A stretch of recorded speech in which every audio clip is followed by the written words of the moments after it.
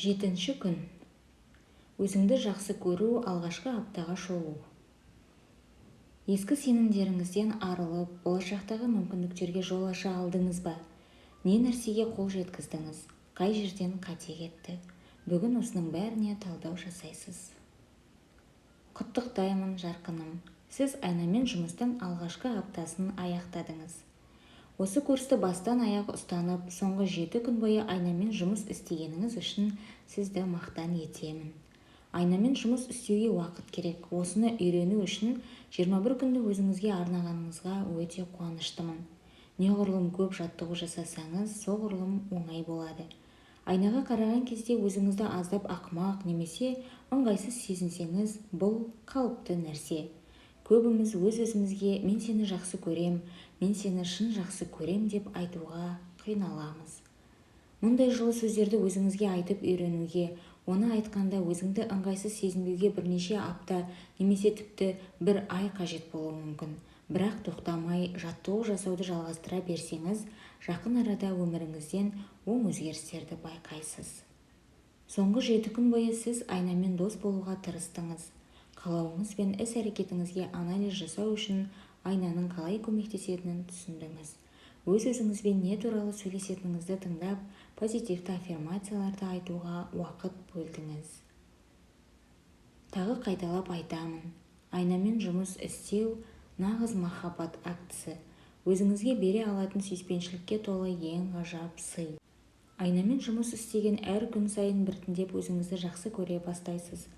Өзіңді сүюдің ең жақсы жолы қазіргі сәтте өмір сүру үшін өткен өміріңіздегі барлық қажетсіз нәрселерді, яғни өзіңді сынап мінеу, бағаламау, адамды өткен шақта ұстап тұрған ескі жағдайларды жайына қалдыру. Бала кезімізден естіп келе жатқан адамды артқа тартатын сыни сөздерге сенетін әдет бәрімізде бар. Осы жаман сөздерді оң аффирмацияға айналдырып, айна алдында бірнеше рет айта алсаңыз, өткеніңіздегі қайғы қасіретті біртіндеп артқа тастап, әрі қарай уайымсыз өмір сүре аласыз. Сіз айнамен жұмыс істеген сайын өткен күннің қабаттарын шетінен аршып, тазалайсыз. Айна алдында аффирмация айтқан сайын осы қабаттарды біртіндеп бұзып отырасыз. Үлкен бір қабырғаны құрайтын кірпіш сияқты түрлі бөлшектерден тұратын бұл қабаттардың қалыптасуына ұзақ жылдар кетті. Оны бұзуға да уақыт керек. Бірақ сіз бір бөлшектен бастай аласыз. Бір бөлшекті немесе бір қабатты сылып алып тастаған сайын жылу мен мейірімнің салтанат құруына мүмкіндік бересіз. Айна алдында айтқан позитивті аффирмацияларға сене бастағанда, осы әдемі махаббат өткеніңіздің қабырғаларын бұзады. Қандай мәселе болса да, оны шешудің ең дұрыс жолы өзіңді сүю. Анда-санда ішкі сыншыңыздың бір әрекетіңізді сынап мінеген, жақтырмаған, немесе ескерту жасаған дауысын естісеңіз, алаңдамаңыз. Әрқашан жүгіне алатын айнымас серігіңіз айна бар. Көзіңізге ұзақ-ұзақ қарап, мен махаббатқа лайықпын деп айтыңыз. Осы бағыттағы сапарыңызды жалғастырыңыз. Қане аффирмация жасайық. Өзімді сүю аптасын айнамен жұмыс істеп аяқтаймын.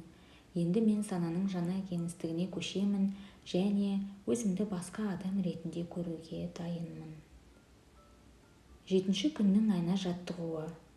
Айна алдына барып тұрыңыз. Көзіңізге тіке қараңыз. Мына аффирмацияны айтыңыз. Мен сені жақсы көрем. Мен сені шын жақсы көрем. Айнамен жұмыс істей алғаның үшін сені қатты мақтан етем.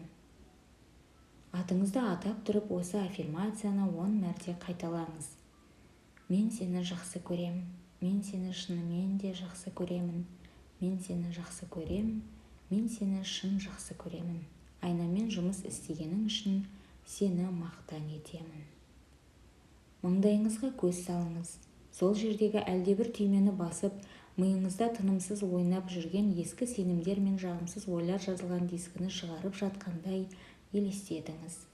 Қолыңызды алып, әлгі дискіні басыңыздан шығарып, лақтырып жатқаныңызды көз алдыңызға әкеліңіз. Енді көзіңізге терең үңіліп, жағында аффирмациясы бар жаңа дискіні жазып жатқандай сезініңіз. Мен ұмытуға дайынмын. Мен махаббатқа лайықпын. Мен осы бар болмысыммен кемел адаммын. Ғаламат күш ішіңізде. 7 күннің күнделік сұрақтары. Күнделігіңізді шығарып, бірінші күні не жазғаныңызды ашып қараңыз. Айнамен жұмыстың алғашқы күні не жазғаныңызды, не сезінгеніңізді, қандай ой түйгеніңізді оқыңыз. Күнделігіңіздің жаңа бетіне айнамен жұмыстың алғашқы аптасынан кейін қандай ойға келдіңіз, не түсіндіңіз, қандай сезімдесіз, барлығын тізіп жазыңыз. Жаттығу күннен күнге жеңілдеп келе жатыр ма? Айнаға қарағанда өзіңізді жайлы сезінесіз бе? Айнамен жұмыстың қай тұсында ауыз толтырып айтарлықтай жетістікке жеткеніңізді жазыңыз. Сондай-ақ ең қиын тиген жерлерін жазуды да ұмытпаңыз. Ауыр тиетін тұстарына арнап жаңа аффирмациялар жасаңыз. 7 күнгі жүректегі ойлар. Басымнан өткен бүкіл тәжірибе тек маған арналған. Дүниеге келген сәттен бастап біз түрлі есіктерден өтіп келеміз. Бұл үлкен есік және орасан зор өзгеріс болды. Содан бері көп тәжірибеден өттік. Біз толыққанды және бай бақуатты өмір сүруге керектің бәрімен түгел жабдықталған дүниеге келдік. Бізде осыған қажет бүкіл даналық пен білім бар. Осыған керек қабілет пен талант бар. Бақытты өмір сүруге молынан жететін көл-көсір махаббат бар.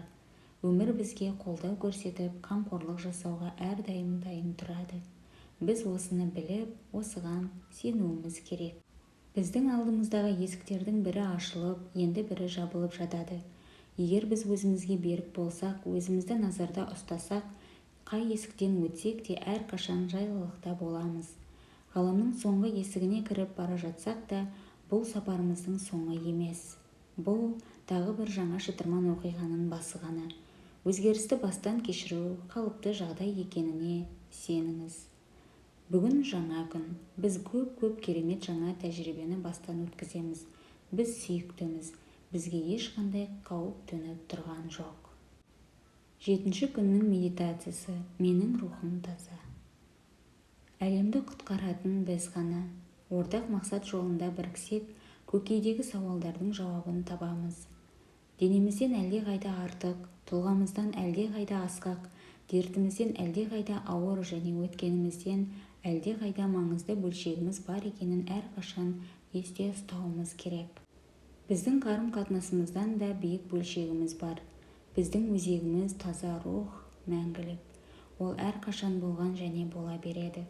Біз өзімізді жақсы көру және бір-бірімізді сүю үшін жаралдық. Осылайша өзімізді және ғаламды айықтырып, одан сайын жақсартуға көмектесетін жауап табамыз. Біз ерекше кезеңді бастан өткеріп жатырмыз.